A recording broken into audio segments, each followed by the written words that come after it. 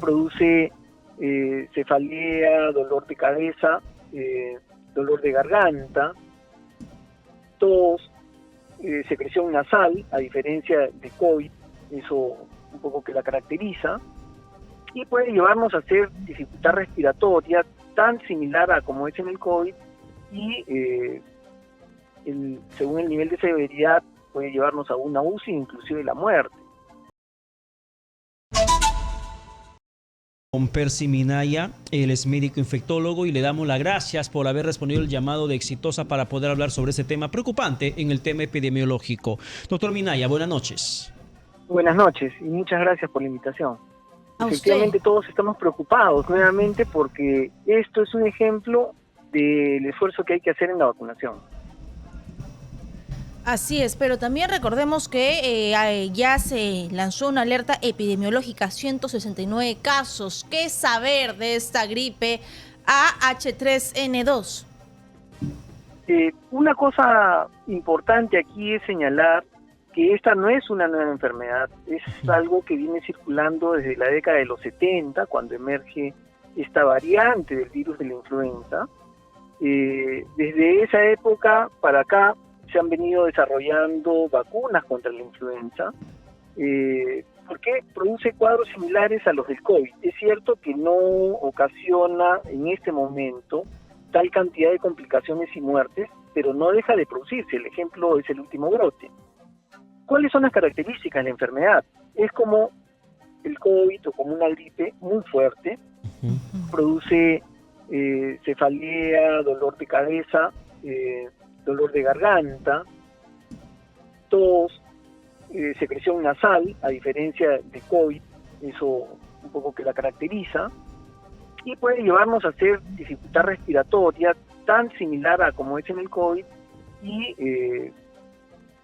según el nivel de severidad puede llevarnos a una UCI, inclusive la muerte, especialmente, nuevamente, en personas que tenemos alta vulnerabilidad, adultos mayores, niños en este caso también, y algunas personas adultas jóvenes que pueden tener alguna comorbilidad, alguna patología que haga que desarrolle más rápida la respuesta, la agresión del virus, ¿no? Como por ejemplo un problema cardiovascular o una condición crónica. Claro, Esa es la característica. pero doctor Minaya, ¿por qué hemos llegado a este punto preocupante? Si se sabe que año tras año en nuestro país hay una campaña de vacunación contra la influenza, se sabe que en el primer trimestre, además luego en el mes de abril, llega la actualización de las vacunas contra la influenza. ¿Por qué estamos en ese escenario ahora mismo? Creo que hace algún tiempo atrás no hemos tomado las previsiones como país. Le hemos puesto mucha fuerza a COVID y recordemos nosotros, y justo creo que lo comentábamos contigo hace meses atrás, los casos de florona, ¿se recuerdan? Sí, florona, claro. Estuvieron en Loreto, en San Martín, en Ucayali, fueron debidos a influenza H3N2, que es la misma que está circulando en Lima hoy. Entonces, desde ese momento para ahora, ha debido de hacerse el esfuerzo de poner la vacuna, para eso existe una vacuna que está disponible en el Ministerio Contra de la Salud influenza. y que se compra anualmente. Y esta vacuna, obviamente, si se pone con anticipación, evita que esta enfermedad, que tiene sí un ciclo de temporalidad que podemos llamar estacional, es decir, se presenta en los últimos meses del año, mucho más fuerte en esta época, y luego declina. Hemos tenido tiempo suficiente para prever y como para poder iniciar las campañas y darle fuerza. En enero de este año, febrero de este año, el Ministerio de Salud había dispuesto la vacunación simultánea con vacuna COVID y vacuna contra la influenza. Pero no se han reportado grandes avances en la cobertura de vacunación contra la influenza. Así es, pero yo quiero saber cuáles son sus recomendaciones hacia la población, porque recordemos que hay gente que dice, bueno, yo soy vulnerable o tengo familia vulnerable, y nos cuestionamos, ¿deberíamos entonces continuar con las mascarillas?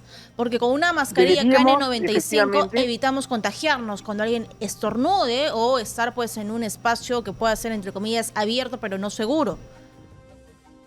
La principal y primera recomendación es mantener todas las medidas de prevención, empezando con la vacunación.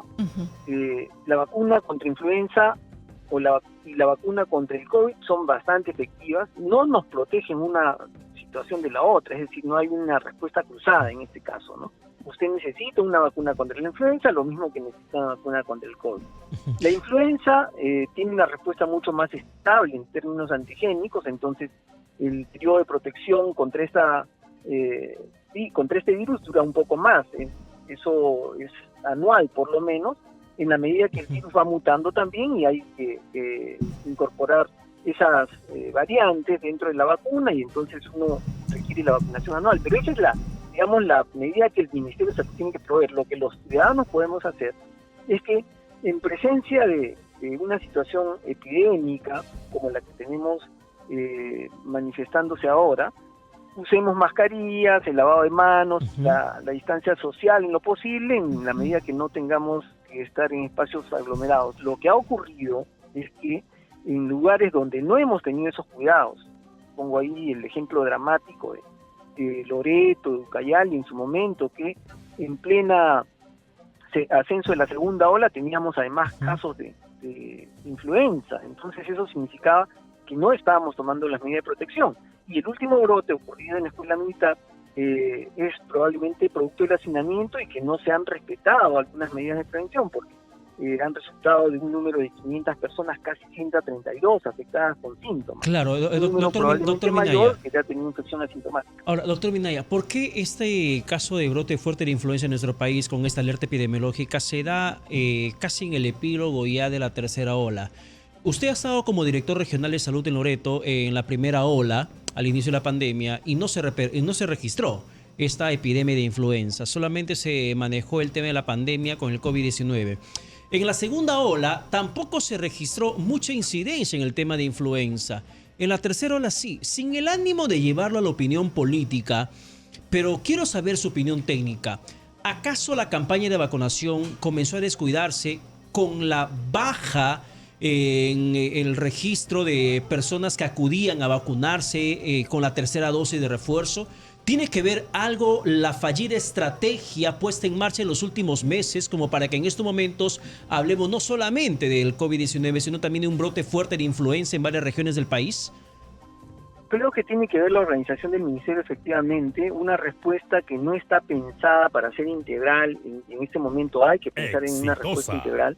Requiere no solamente la vacuna contra el COVID, la vacuna contra la influenza, que son epidémicas, sino contra otras condiciones que nos ponen en riesgo. El Ministerio tiene que organizarse para eso. Hemos pasado las peores condiciones de las olas y es momento hace un tiempo atrás, de una respuesta más enérgica para restaurar los servicios en todos los niveles.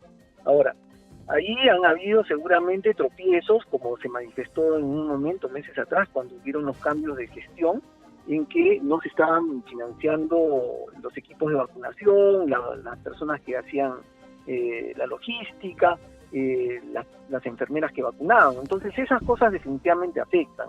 Hoy día lo que tenemos lo que se suma a esto es que algunas personas hemos relajado las medidas de protección. Y probablemente sin conocer realmente la epidemiología de la influenza, le hemos restado importancia. Hoy día vemos que nuevamente tenemos brotes en varios puntos del país que han sucedido a los de la selva. Ahora, en su momento hubo un esfuerzo en las diferentes regiones para poner las diferentes vacunas porque sabíamos que todo estaba paralizado. Vacuna contra influenza se ponía y contra neumococo se ponía en ausencia de lo que en ese momento era la vacuna contra COVID. Teníamos coberturas regularmente buenas. Ahora los reportes lo que indican es que tenemos coberturas bastante bajas que no permiten realmente la protección en los grupos que son de riesgo y especialmente en aquellos donde ya se sabe que van a ocurrir situaciones complicadas, como por ejemplo las escuelas militares, los cuarteles, las cárceles, donde uno tiene que tener en presencia de esas epidemias una campaña mucho más asertiva de vacunación y lograr coberturas porque es fácilmente transmisible la enfermedad en esos lugares. Así es, y bueno, suscribo lo que usted comenta porque es cierto, un familiar mío cuando se vacunó contra el COVID también se vacunó contra la influenza en un mercado cerca pues a nuestro lugar de residencia. Debería continuar con ese tipo de estrategia, claro, eso fue recuerdo para enero de este año porque estamos ya cambiando de clima, hay población vulnerable y recordemos que hay gente, doctor doctor Percy Minaya, que viene con los estragos de haber estado pues en UCI o graves con ese virus que es la COVID-19. Ellos son pues ya población más vulnerable que debe cuidarse y que por supuesto el MINSA debe articular desde ya una estrategia, no solamente lanzando una alerta epidemiológica, sino también buscando cuál va a ser su plan de contingencia frente a estos casos. Bueno, una respuesta, la alerta es una situación, la respuesta organizada es otra distinta. Lo que debe suceder aquí es que esas estrategias deben informarnos los puntos de vacunación, la vacuna que se encuentra disponible, acelerar la vacunación en los lugares donde tenemos mayor vulnerabilidad, que son estas poblaciones que están altamente concentradas, y además una recomendación específica a las personas que han tenido COVID y que han hecho manifestaciones entre moderadas a severas, que probablemente tienen lesiones respiratorias o pulmonares. Todos estamos susceptibles en este momento, mientras que no tengamos la vacuna, a hacer infecciones. Y en el caso de una infección de influenza, H3N2, que puede llevarnos a una condición complicada de severidad, nuestro cuadro, el cuadro precedente de un COVID severo, que seguramente puede habernos dejado algunas cicatrices, algunas secuelas, puede agravarnos la situación. Entonces, es bien importante en este momento que tengamos campañas que se dirijan a todas las personas, pero en especial a estas personas que han tenido ya cuadros de severidad, para poder proteger su sistema respiratorio y su buena calidad de vida en el futuro. Ahora, doctor Minaya, para cerrar, por favor, saliendo lo que es el tema de la influenza aquí en las regiones del país, yo quiero llevarlo al continente asiático. ¿Debe preocuparnos este fuerte rebrote de COVID-19 que va dándose en China? Porque pareciera que nos hace recordar muchísimo a la primera vez que comenzó a surgir el COVID, este virus, cuando se lo conocía como el virus chino, el virus de Wuhan, y que no generaba mayor preocupación en todo el planeta. Vemos que en estos momentos hay países que han relajado sus medidas, el Perú también es uno de ellos, y en China están en confinamiento total. Hay regiones, hay ciudades de millones de habitantes que están encerrados y una situación crítica de búsqueda de alimentos. ¿Debe preocuparnos en estos momentos lo que pasa en esa parte del continente asiático? Por supuesto. Y mire, hay una situación muy particular en el caso de China, y por eso la magnitud de casos ahora, es que lo que está agrediéndolos en este momento no es la cepa original del virus, sino son las variantes que nosotros tenemos circulando en el mundo. Pero han habido dos condiciones allí.